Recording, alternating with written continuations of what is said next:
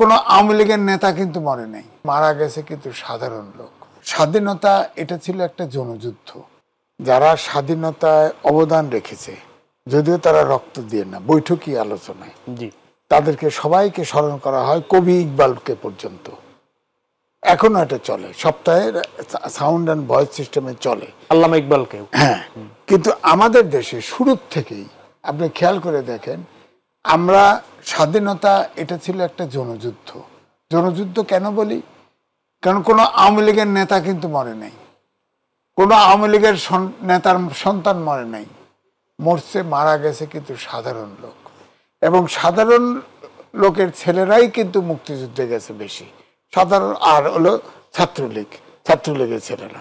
তো এখন এই জন্য আমি যেটা বলছি যে এখানে এই যে ধরেন 11টা সেক্টর কমান্ডার ছিল, হ্যাঁ, তারপরে মেজর জিয়া যখন কালুরঘাটে কোনো ঘোষণা আসলে ছিল না, যে জোড়াতালি দিয়ে যাই বলেন, যদিও একটা বলা হতো আওয়ামী লীগ যে ওয়ারলেস দিয়ে তখনকার বিডিআর ঘোষণা দিছিল, এগুলো কিন্তু প্রমাণ নাই, এটা বলা হয় আর কি, আমরা মুখ বন্ধ, কইতে পারবো না, আইসিটি আইন আছে, কইতে পারবো না। কিন্তু জিয়া রহমানের ঘোষণার একটা প্রেক্ষিত ছিল যে সাধারণ জনগণ, ছাত্র জনতার কাছে একটা মেসেজ গেছে, বাংলাদেশের যে আর্মি আছে তারা আমাদের সাথে আছে।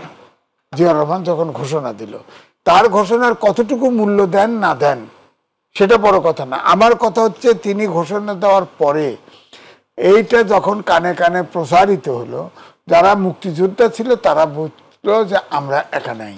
কারণ আওয়ামী লীগের নেতৃবৃন্দ কিন্তু আসলে ছিল না, তারা ভারতে ঠিকই গেছে, কিন্তু তারা তো আরাম আয়েসে দিন কাটাইছে, কিন্তু সাধারণ জনতা গেছে। এটা হলো প্রেক্ষিত।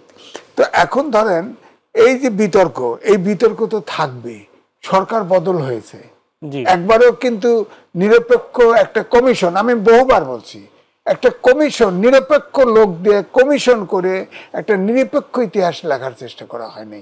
যারা লিখছে সবাই কেউ আওয়ামী লীগ করে, কেউ বিএনপি করে, কেউ গভর্নর, যার যার মতো করে সে লিখছে।